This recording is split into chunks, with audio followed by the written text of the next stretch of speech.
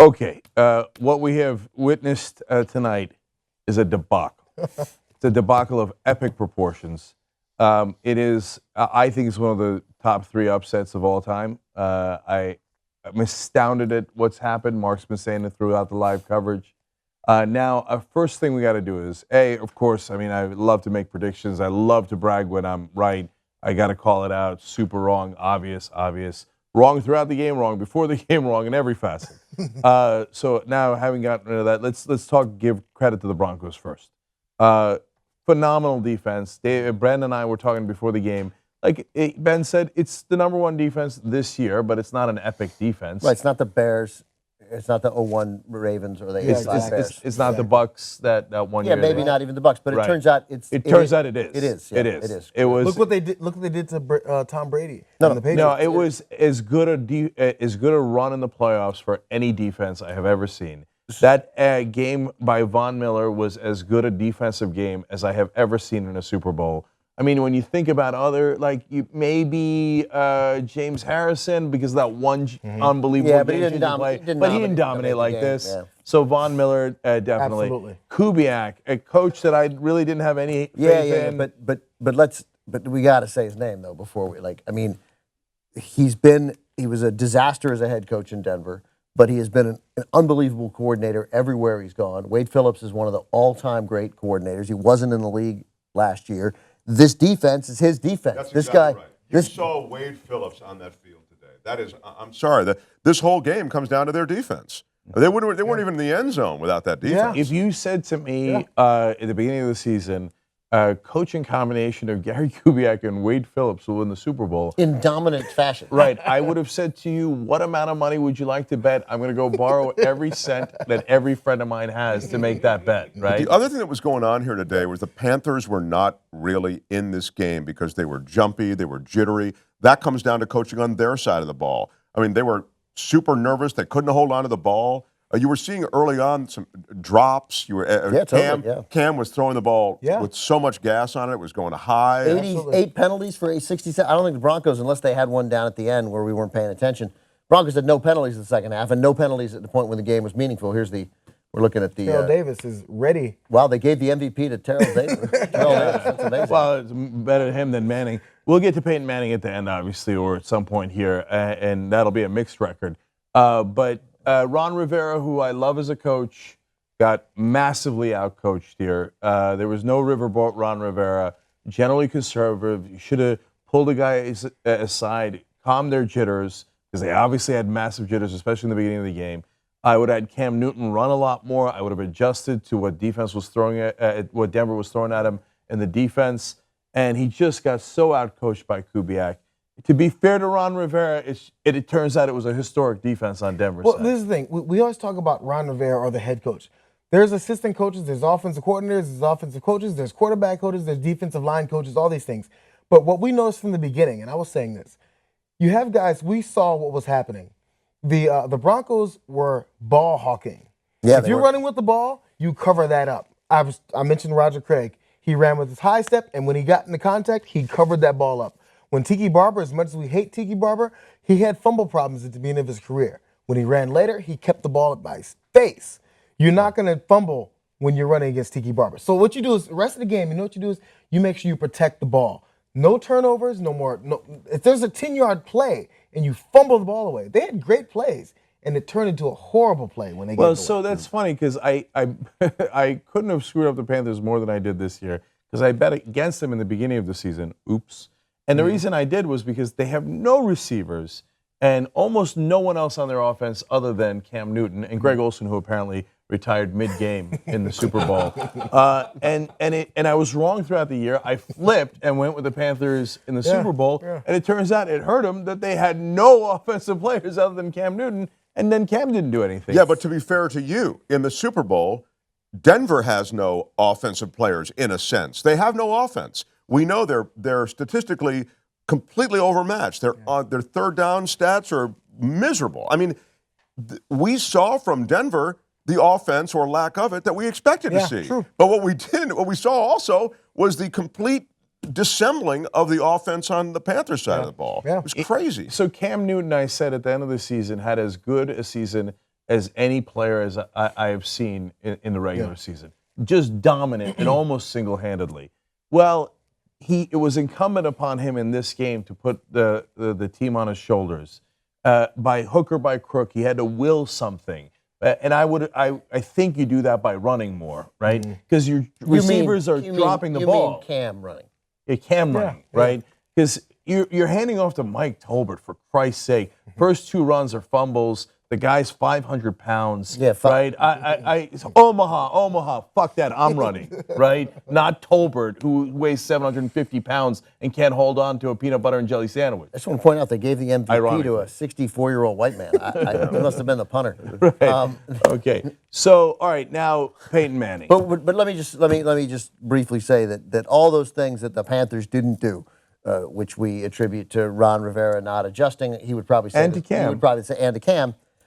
Those are all symptoms of when you are befuddled by a defense. And besieged. Yeah, because my hunch is they'll say, we'd adjusted. We attempted to adjust and we kept guessing wrong. Everything was wrong. Do you know they always say experience, and the old man team actually wins? When it came to the Spurs in the NBA, and when it came to the Celtics in the NBA, when they won with old men, it's because they actually knew what they were doing. So when the small things happened, those changed the game. It was a 14-point game, but it was a closer game. Yeah. I mean, so they when you easily could finally have make scored the a small touchdown things and won. happen. Exactly. They could have won 17-16 super easy. If you're right, if they weren't rattled, if they just changed a couple of degrees on a couple of plays. They had 4. How many times they fumbled? Tolbert lost a fumble. Cam lost 1 fumble or 2 fumbles. I lost track. Tolbert lost 2 fumble. fumbles. They recovered 1. Right, and Whitaker fumbled, and they recovered. And so, I mean, it looked like about at least 5 fumbles. And Cam fumbled a couple times. Cam had 2 fumbles. 1 went to the touchdown. 1 was just a turnover. Right. Yeah, so it was 3 overall, I think. So but I mean, you're right about the ball hawking. And so it's hard for us to tell. But what we saw was it seemed that every single thing the Broncos did succeeded. No matter what the Panthers tried. Yeah, that was a ferocious defense. But there's one other thing. That team, in a sense, knew everybody thinks the Panthers are going to gobble us up. And you know what? You felt as though the Broncos' defense, anyway, was playing to prove something. Panthers had all the pressure on them. They were the overwhelming favorites this week. True. The public felt they were going to win. That's where the jitters came from. Yeah. And all right, one more credit to the Broncos. John Elway. Holy cow, man. Really nicely done. Firing John Fox, bringing in Kubiak. It's a ballsy move when John Fox had won so many games. But he did choke in the playoffs. That's a hugely ballsy move to fire him. Bring in Kubiak, who I didn't believe in, but obviously Elway knew something I didn't know. Assembled this team, brought in Manning, did all the right things. C.J. Anderson played a nice game. And okay, so now finally let's turn to Manning. By the way, we just want to say Von Miller, his numbers, by the way, are ridiculous. Look at that. He had 6 tackles. He had 2.5 sacks and 2 forced fumbles. Jesus. Yeah. Super Bowl record, 7 sacks for the Denver Broncos. They had 7 sacks of an incredibly mobile, strong quarterback, who gets out of trouble. That's a Super Bowl record. Yeah. So Peyton Manning has defeated me, and that's a shame because he didn't earn it. But I got to shut up about it. But it'll drive me crazy for the rest of my life. He'll retire with 2 Super Bowls. Nobody will remember that he's a choker. 2 Super Bowls is plenty. I called 1 Super Bowl a fluke. I was right. It's too late. I can't even say that anymore now. He has 2 Super Bowl wins. One of them he beat Rex Grossman, and the other one he didn't do anything. He threw for 141 yards.